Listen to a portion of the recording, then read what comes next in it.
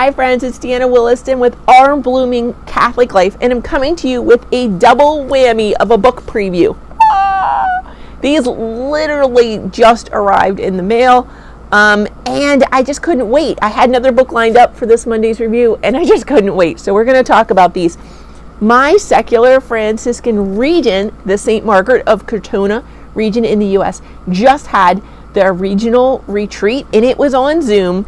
It was really lovely to see everyone and still connect with them, even though many of us still are kind of in a lockdown situation. So it was really great to see everyone, even though we couldn't go spend the weekend together. We still had a really good time, especially in our small groups, getting to know each other. And that's one of the reasons I want to do this book. You know, I'm really about building relationship, building community, and building a relationship. You got to do the relationship first before you can improve your community. That's what cements us together, right? The relationship.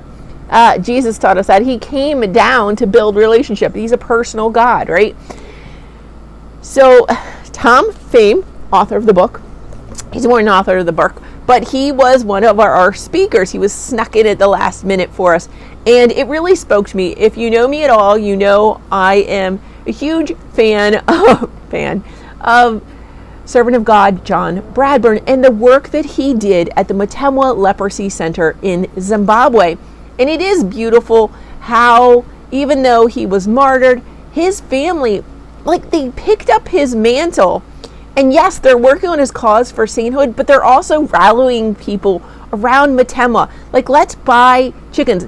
$25 buys a chicken and all its feed for the year. And then the community, if there's enough chickens bought that there's surplus eggs, they're going to sell them to the local community. Same with every project they do is used to not just build up the community at Matemwa, which is a great thing. There are people not just with leprosy, but with other disabilities right now, or other reasons that they're kind of outcast, right? And so it's not just helping the people there, but they're reaching out to others. They're trying to learn some skills that are specific to the needs of lepers and then train others or offer their services to other leper colonies wherever they may be. And so it's a beautiful thing. They're helping their local community. They're helping, which they mean local to them, as well as they're helping their brothers and sisters in similar situations. They're really building relationships and building community around that. And so Tom had gone to Haiti the first time. It was a mission trip with another church. It wasn't even his own church, I don't think. And they went several places, and Haiti was just one of the places. But it really spoke, the people there really, really spoke to his heart. And so instead of jumping in and deciding what they needed and starting a project, because we all know that's not sustainable when you do that, he really took, I think it was 2 years to build a relationship with the local people. And part of that building relationship then is he started doing surveys. And then from the surveys, they went on and did focus groups and town hall meetings. And they really found out what the problems of the people were and how the people wanted to address them. So they really brainstormed what they would think the local solution was. One of the medical concerns was a number of small injuries. And he really couldn't see how they were happening. And that was just, it was honestly, they didn't really have, they're fairly rural. These particular group of people he was working with, and they didn't have a little town police force. So what they came up with was they found an elder who they thought would be a good person for this. And when they had a dispute, they would go to him and he would try and mediate it. And they have a further process if that didn't work and what. But the number of small injuries really went down after they figured out that system. And that came from the people, and they loved the system, they worked with it, and it's sustainable because of that. They also started building schools. Well, the school that was there when he first went was like an old wooden barn falling apart is what it looks like, friends. And then they were like, well, that's not sustainable. So they worked on raising funds to build, something of concrete block, and so that it would last. And other times it's well, now you're bringing the kids into a school. Well, they needed transportation. Transportation is like a canoe. It's so funny. And then it's well, they're here and it's all day, so we need to feed them. And then I think it was vitamin A makes a huge difference in their life. How can we get them vitamin A? And hey, can we do that with the meals at school? Or can we send someone out to do that in the community? Maybe it's training. They ended up doing, there weren't a lot of great local jobs, but there were a lot of opportunities. So different people came forward, and it's like, well, I could be a miller. I could grind the grain. And so they sent him off for training and help him get equipment, and so he can set up that shop and work for the local people. And again, if people have surplus, because now they don't need to send their grain away to get done, so they're not paying for that extra, they're paying a local guy, right? So you don't have all those extra transportation costs and all that nonsense. So they might have surplus that they can use to feed or sell to feed other people. So it's really a sustainable journey, but he even said, I think, it's a love story of the people. And I just really love that. So the Lambi's call. Let's read a little bit. Let's go in and do a full-on book preview. Come along on this journey into Haiti. Why would anybody want to work in Haiti? Follow this inspiring story of one man's quest to simply get to know the people of Haiti. The relationships that are formed through the many adventures and people the authors meets finally lead to a clear purpose. Although reluctant at first, Tom Fame finds a way to provide education, beans and rice, and clean water for the people in this rural area of central Haiti, the poorest country in the Western Hemisphere.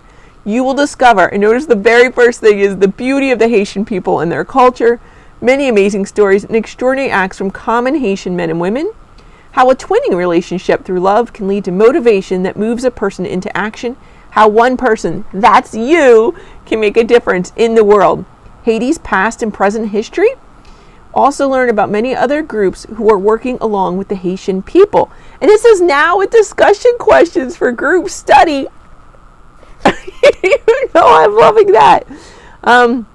It tells you a little bit more about the title, and there's a picture here, but this is actually the picture that's on the next book. So I'm going to hold that up as I read what the title is. The Lambi is the conch shell that the person is blowing into over here. It's the Haitian symbol of freedom and hope. It was blown during the Haitian slave revolt by the freedman, and it still brings Haitians together today.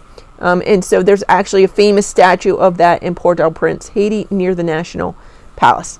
So jump back into this one. The Lambi's Call, A Haitian Journey. Published in the United States by Trust Publisher, who's local in Salem, Virginia. Copyright and design, everything's by Tom Fame. This one is the second printing. Can I find the date? 2008 is the copyright. Let's jump in. About the author. It tells you he's actually a physician with the practice of allergy and immunology. So it's not someone that you would jump out at you right away that someone's going to go and build schools across Haiti. That doesn't seem like it. But he is the founder and chair of the OLPH, Our Lady of Perpetual Help, OLPH Haiti Project. He has spoken extensively on Haiti to church and civics groups. As a secular Franciscan, he has committed himself to working in Haiti. In 2008, he started planning a clean water project for the people of the Cabastor Valley, and is now studying to receive his Master's of Public Health from Johns Hopkins Bloomberg School of Public Health in Baltimore, Maryland. He did that just for this program. Didn't need to do it for his professional life. He did that for the people of Haiti. God bless him. He hopes to incorporate a satellite health clinic with the Zami La Sante Haiti in the future. I know more has happened since that came out. It's just amazing. Then there's some acknowledgments. He has some pictures. Let's see here. So the titles are Living the Dream. The chapters. Living the Dream, Zombie, The Letter, Visitation House, Payable. I'm really having trouble with these pronunciations. Las Cahobos, In the Loop, The Question, Running Scared, Pay Herman, Cabastor Rising, Jean-Claude, Ivan the Terrible, Ben Olome, Madame Jean, The Last Waltz, and then there's discussion questions, more about the OLPH Haiti Project, organization contacts, and book ordering forms. In the beginning, I kind of skipped that. There's a dedication section about the author, acknowledgments, foreword, and maps. So there's the foreword is by Adele Della Val Ruth, MSMA, who says she has been privileged to witness Tom Fame's Haitian journey practically from day one. I vividly recall this man on fire with youthful energy bursting into a meeting room in his parish as my husband and I were introducing members of his Justice and Peace group to the idea of twinning. We hoped for a warm and receptive audience and got much more than that because of Tom. He had just developed photos of his latest medical mission to Haiti and eagerly passed the photos around, regaling us with the same time with the wonders of Haiti and the people who had found a place in his heart. Somehow, in the midst of the destitution and squalor which Haitians endure, Tom saw a pearl of great price, God in his neighbor. And it goes on from there. And here it's a very simple map, so you're not going to get lost. When he talks, you can refer back to this. I would always, put a little post-it tab there so I can flip back quickly to it if I need to. There's another one of the mountains on the back in the valley. So I think those are the 3 sites he worked on, one in the valley and 2 at different peaks in the mountains. Then it jumps straight into Living the Dream, the main text of the book. So there are photos of the work in here. Twinning is such a wonderful idea, and a lot of us do have a sister parish somewhere. It can be done in the third world. You can do it with a city parish and a country parish, which could be great fun. Maybe if the country parish has a VBS, you can even bus in your sister parish from the city, to have a little week in the country. Something like that could be really amazing and make a difference in children's lives. So I would consider that absolutely. So maybe the organizational contact list in the back could be super helpful for you. But there's also a parish twinning program of the Americas. Wow.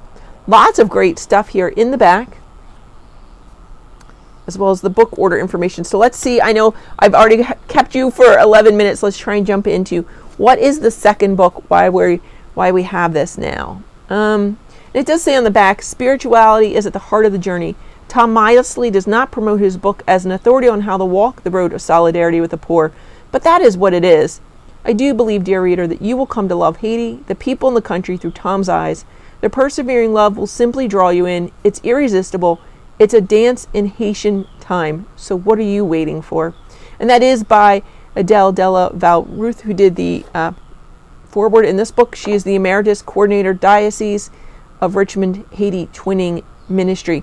And I want to speak to that for just a minute, because we've also been talking a lot about human trafficking, and I was speaking with a friend in Zimbabwe about this very thing, and this book struck a chord in my heart because it seems like a problem that we do have in our more rural areas. We have it in our city areas as well, and it's the same in cities, in country areas, and countries around the world, no matter whether you think they're first world countries or third world countries. And it's what leads to human trafficking, is people not feeling like there's opportunity or education. Those 2 things make a huge difference in people's lives.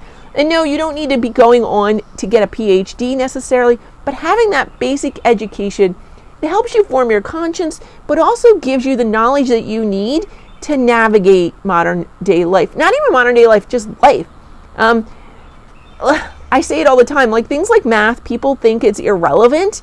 And no, you may not use calculus ever again in your life, or algebra 2. But when you do that, it builds connections in your brain. It helps you to address complex problems you encounter in life in totally different areas. But those pathways have already been forged while you were in school.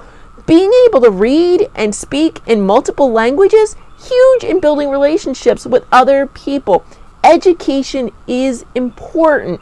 It's important for you to be able to form your own opinion and be able to evaluate even new skills. And whether you go on to learn a trade or go on to academia, basic education is important. Then you go on and get whatever training you need for what you need to do in life, whatever your vocation is. And so I love that he went out and said, okay, there's somebody really passionate about doing this, meeting this need in this community. How can we get them the education they need? And that is the same for all the children everywhere in the world, friend. Some people, their parents, can help them meet that need. A lot of kids can't. And those are the kids that are vulnerable to human trafficking. The richer kids, I think it's more of missing relationship. And again, there are ways of doing that by building community in these relationships. So you can make a huge difference no matter where a kid lives in the world. See them, help them get the training they need. Don't help them get irrelevant training. I'm not saying that. I'm not saying study 10 years of math after college. I'm saying the basic education for everyone, right? And then specific to what you're doing. And so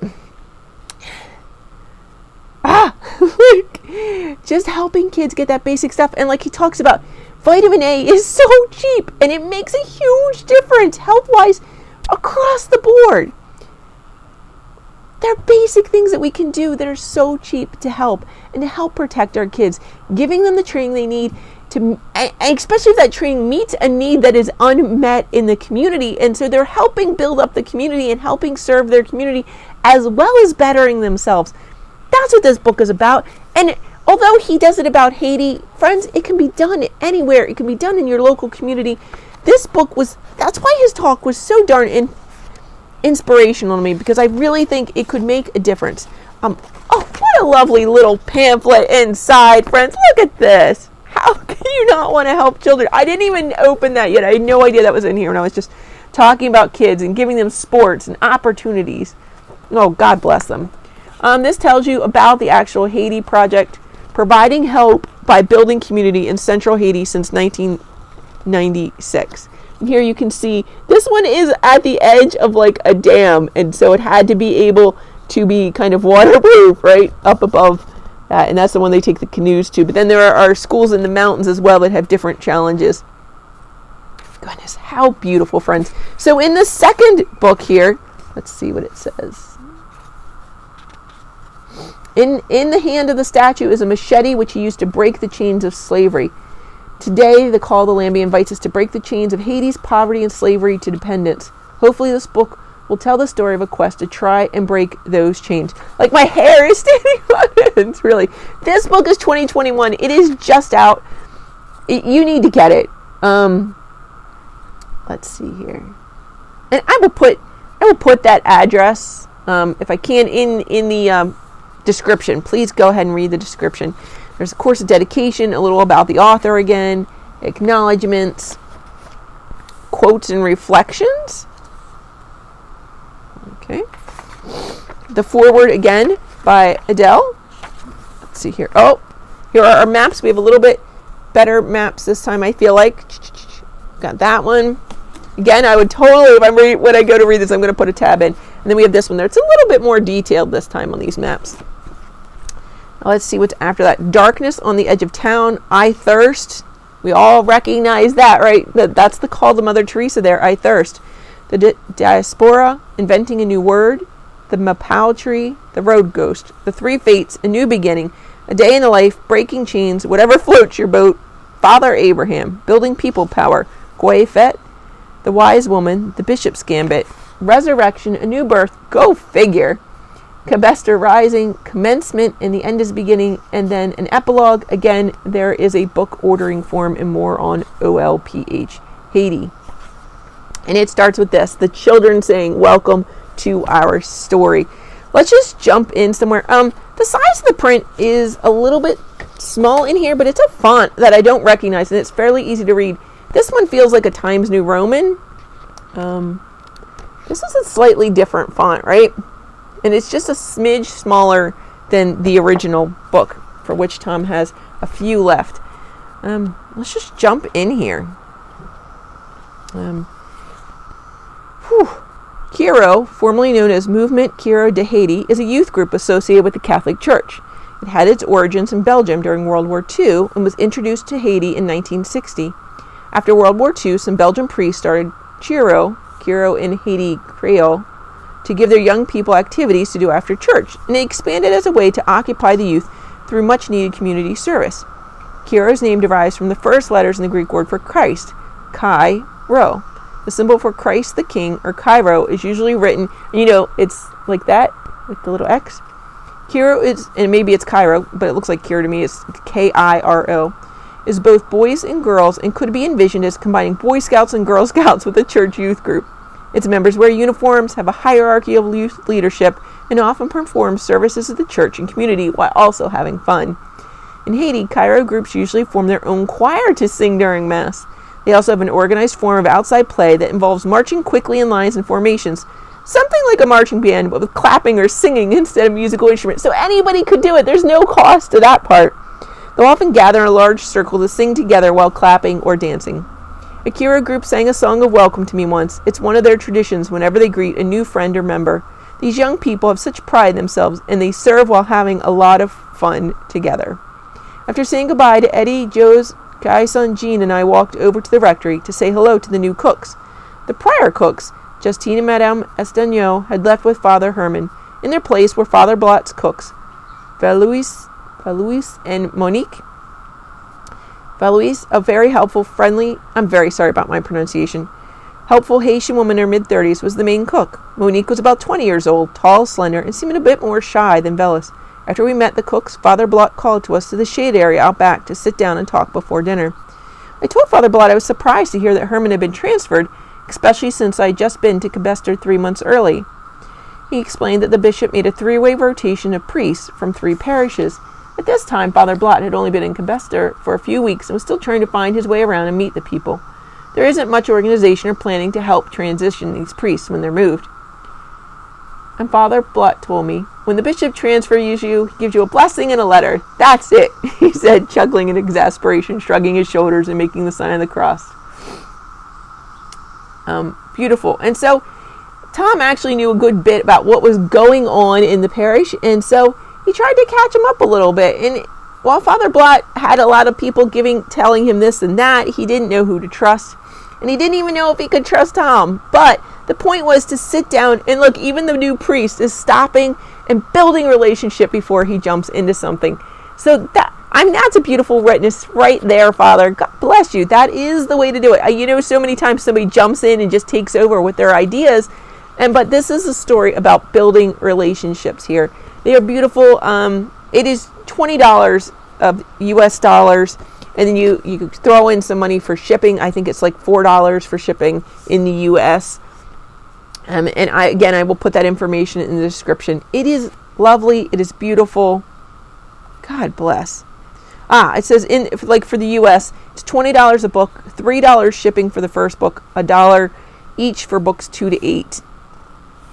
And you can also email order. So if you're looking to get a bulk order of them, or you're out of the country, I would send him an email, and that's what I'm going to put in the description. I will give you his email. He's also on YouTube as Tom Fame 5. That's Tom Fame 5.